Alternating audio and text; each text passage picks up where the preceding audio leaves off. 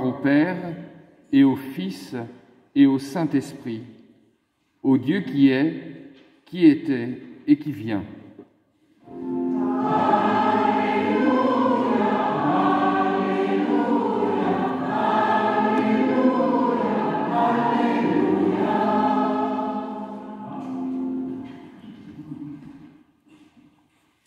Le Seigneur soit avec vous. Évangile de Jésus-Christ selon saint Matthieu.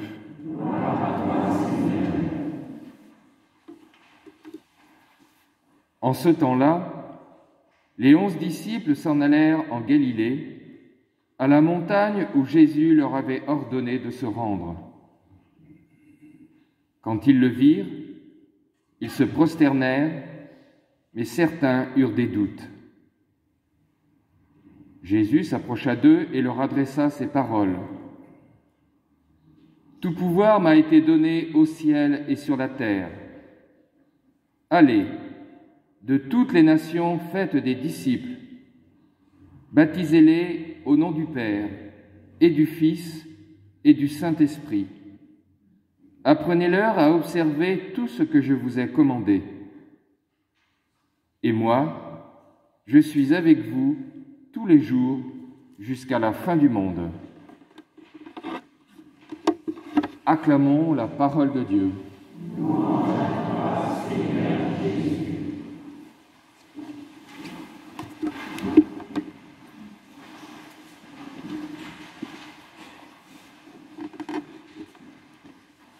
Voilà cette fête de la Trinité.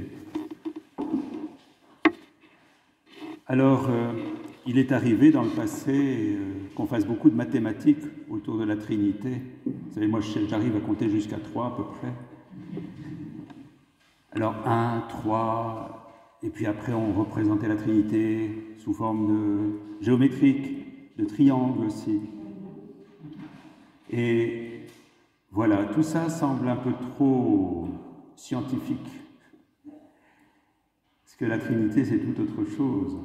Et les textes du jour, aujourd'hui, n'ont rien de scientifique. Ça nous parle de vie, ça nous parle de libération, ça nous parle d'amour. C'est un langage du cœur. Et ça nous parle d'expérience, avant tout. Toute l'histoire de la Bible, j'ai un spécialiste derrière moi, mais c'est une relecture de ce que l'on vit pour comprendre comment Dieu est passé. Une relecture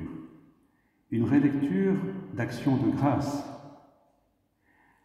Le peuple d'Israël, là, eh bien, relie sa vie, sa création et s'émerveille de l'œuvre de Dieu. Dieu qui a pris ce petit peuple et qui l'a libéré pour l'entraîner vers un nouveau pays où coule le lait et le miel. Voilà l'histoire de la Bible. C'est une relecture pour voir là où Dieu est passé dans ma vie et à quel moment j'en ai fait l'expérience comme peuple, comme communauté, mais aussi personnellement. Et l'Évangile, c'est cette expérience que Jésus va faire de cet amour du Père qu'il va nous transmettre. C'est très beau, ces moments où on voit Jésus qui part dans la montagne ou la nuit, qui se met à l'écart pour prier ou qui part très tôt le matin alors que tout le monde dort encore pour se mettre dans cette tendresse du Père, pour retrouver la force, pour trouver l'inspiration pour ce qu'il aura à vivre, pour rendre grâce pour ce qu'il a vécu, pour rendre grâce pour ce qu'il va vivre sous l'impulsion du Père. Et puis, Jésus nous parle de son expérience de l'Esprit aussi. Il faut le voir parce que, par exemple, à certains moments, quand les 70 disciples sont partis, ils reviennent pour raconter ce qu'ils ont fait et Jésus exulte sous l'impulsion de l'Esprit Saint. Je te bénis, Père, du ciel et de la terre, d'avoir dévoilé aux plus petits les mystères du royaume. Et Jésus, quand il appelle ses disciples, quand quand il réanime Lazare, il est dans l'action de grâce au Père avant même que ça se réalise. Mais cette action de grâce, c'est dans l'esprit. Vous voyez, la Trinité, ce n'est pas de la théorie. La Trinité pour Jésus, c'est sa vie. Jésus qui est totalement immergé dans son Père, qui est totalement saisi par l'Esprit. Et qu'est-ce qu'il vit, Jésus, à ce moment-là? Eh bien, il vit d'une manière toute nouvelle ce qu'a vécu son peuple quand il a été libéré d'Égypte.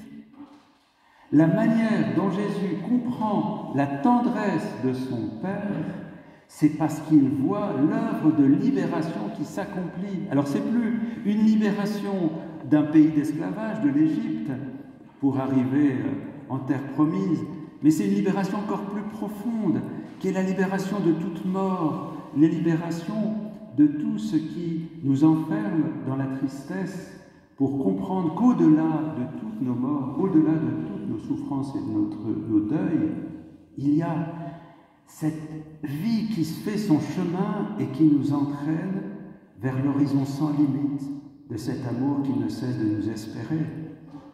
Vous voyez, c'est ça, cette libération que Jésus expérimente dans sa propre chair quand il dit « Je vais être crucifié et 3 jours après je ressusciterai », eh bien, il y a cette immense espérance non seulement de sa propre résurrection, mais de notre propre résurrection à nous tous. Et là-dedans, Jésus expérimente la tendresse de Dieu qui ne cesse de nous libérer. La libération et la Trinité ne font qu'un. Ce n'est pas une invention de la communauté trinitaire, parce que c'est dans ce Dieu qui libère que Jésus nous fait comprendre que Dieu n'est que tendresse et qu'on peut l'appeler Abba Père, parce que le Père ne veut qu'une chose, c'est notre bonheur, notre liberté, notre vie éternelle qui commence ici et maintenant, dans tout ce que nous partageons dans l'esprit. C'est ça la vie trinitaire. C'est une plongée de plus en plus grande dans un océan sans limite d'amour qui veut nous transformer toutes nos relations en relations d'amour, à l'image de la Trinité. Tout à l'heure, Bernadette me disait que dans sa communauté, la Sainte Famille, la communauté de Michel et de Marie-Françoise, eh bien là, tu peux me répéter ce que tu disais tout à l'heure? Tu baisses ton masque?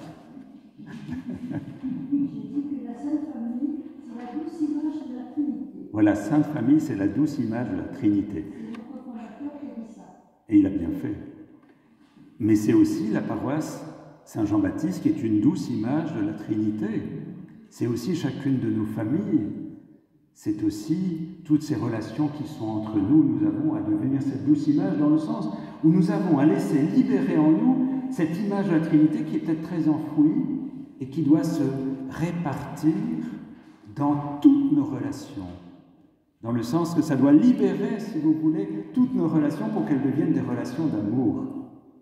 Et que tout ce qui n'est pas amour soit comme dissous petit à petit pour que la vie nouvelle apparaisse et qu'il y ait la vie des 3 personnes divines où il n'y a aucune ombre, il n'y a rien qui ne soit amour entre le Père, le Fils et l'Esprit, et petit à petit, dans notre vie, et ce sera pour notre vie éternelle, tout ce qui nous empêcherait d'aimer doit disparaître et se fondre comme neige au soleil, par la grâce de Dieu. Alors justement, il y a, à votre avis, qu'est-ce que c'est que la vie trinitaire? Après ce que je viens de vous dire, qu'est-ce que la vie dans la grâce, en fait? Puisque c'est la même chose, la vie dans la grâce de Dieu, dans la vie dans l'Esprit. Comment est-ce qu'on peut expérimenter cette vie trinitaire et à quel moment vous en faites l'expérience? Jamais, apparemment.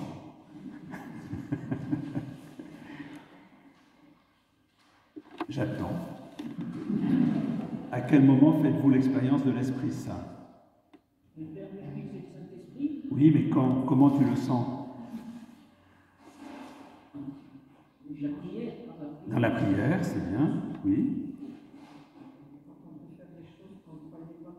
Quand on peut faire des choses qu'on ne croyait pas pouvoir faire, oui, tout à fait. Quoi encore? Oh, je vois qu'il y a encore beaucoup à découvrir sur la Trinité.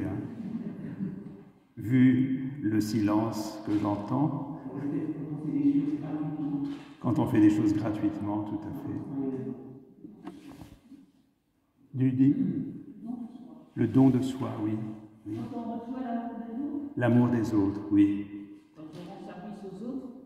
Oui. Quand on est ensemble et que l'on parle ensemble. Quand on est ensemble et que l'on parle ensemble. Et que ça vient de plus loin que nous, tout à fait. Voilà. Et que ça vient de plus loin que nous, absolument. Ça rejoint tout ce que vous dites là. Alors, je vais vous lire, parce que vous êtes de grands théologiens finalement. Un théologien, Karl Rahner, dit ceci.